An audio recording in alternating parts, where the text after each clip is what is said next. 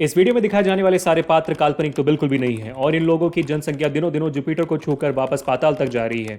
ये पात्र अपनी शक्ल एवं पेट से या तो बहुत ज़्यादा खुश हैं या तो देवदास की तरह दुखी हैं। इसी वजह से आने जाने वाले सभी आईने, चाहे वो घर पर हो या रोड पर पड़ा हुआ टूटा कांच या कार और बाइक के विंड स्क्रीन्स या सामने आने वाली आंटियों के बड़े बड़े चश्मे हों, ये हर किसी में अपना चेहरा एवं पेट देखते हैं। अगर इस वीडियो में किसी भी व्यक्ति या वस्तु के साथ असल जिंदगी से कोई भी ताल्लुकात आपको दिखते हैं तो आप बिल्कुल सही हो, और अगर नहीं लगता है तो आप ये व्यक्ति या वस्तु खुद ही हो। कृपया वीडियो को पूरा देखें और लाइक करके वीडियो को शेयर करें एंड चैनल को सब्सक्राइब भी करें, वरना आपको mirror mirror on the wall की कसम अगली बार जब अपना पेट आईने में देखोगे तो दुगना लगेगा। जनहित में जारी। I hope you enjoyed that.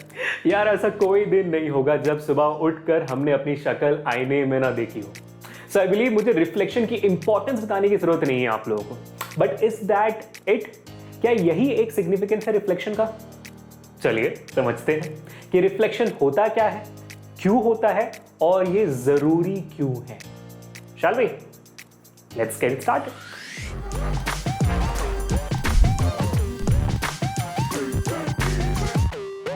Let us imagine a room and let's enter it. Why we are not able to see anything here? क्योंकि of course light नहीं है।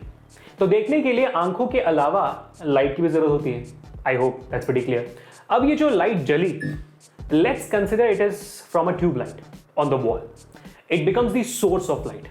ट्यूब लाइट जैसे ऑब्जेक्ट जो खुद से लाइट प्रोड्यूस करते हैं उनको हम लूमिनस ऑब्जेक्ट्स कहते हैं। फॉर एग्जाम्पल आवर सन। सो जब ऐसे सोर्स ऑफ लाइट्स ऑन हो जाते हैं तो the light from these sources fall on our eyes and then we see them. But अब मेरा सवाल ये है कि क्या किसी ने नोटिस किया जब लाइट ऑन होता है रूम के बाकी सारी चीजें भी दिखने लग जाती हैं? कैसे? ये सोफा, ये कैसे? Because the sofa isn't producing any light. It is a non-luminous object like 99% things in the entire world.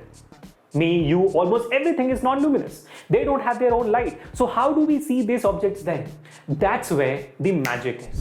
When the light from the source falls on the object reflects back some light which falls in our eyes, and again you see that object. And this is the significance of reflection, जिसके बिना शायद हम 99% चीजें दुनिया में नहीं देख पाते। So basically, आप कह सकते हो कि reflection is the bouncing back of light in simple terms. But ये होती क्यों है वो भी समझ ही लेते हैं। We know that light is a form of energy, right? So when this light falls on any object और उस object के particles have similar energies, then light absorb हो जाती है उसी ऑब्जेक्ट में। अगर एनर्जीज मैच नहीं होती है तो ऑब्जेक्ट लाइट को ऑब्जॉर्ब करने के बदले रिफ्लेक्ट कर देता है। इसी वजह से ही आपको डिफरेंट कलर्स के ऑब्जेक्ट्स भी दिखते हैं। For example take an apple for instance.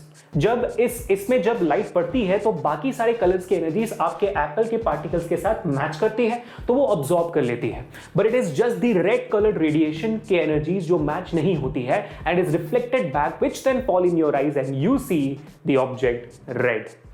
Based on this, you can define any color of an object in this entire universe. अब मेरा एक सवाल है, what about white and black colors? कैसे दिखते हैं हमें? क्योंकि ये तो हमारे स्पेक्ट्रम ऑफ लाइट में आते ही नहीं है। सोचा है? सोचा नहीं तो सोचो अभी। And let me know the answer to the same in the comments and make sure to hit the like button, share this video and subscribe to the channel right now for more amazing basic science videos like this. Also remember that Vedantu के world class pro courses for 6 to 12 grade CBSE, ICSE, JEE, NEET जो भी ले लो आप, सब में जुड़ने के लिए लिंक डिस्क्रिप्शन में है and by using the coupon code SPECTRUM you can avail an amazing discount Vedantu में।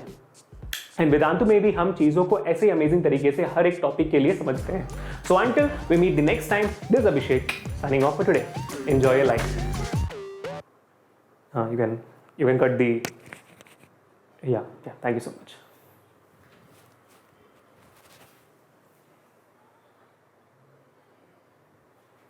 अरे काटना, इसको बंद कर।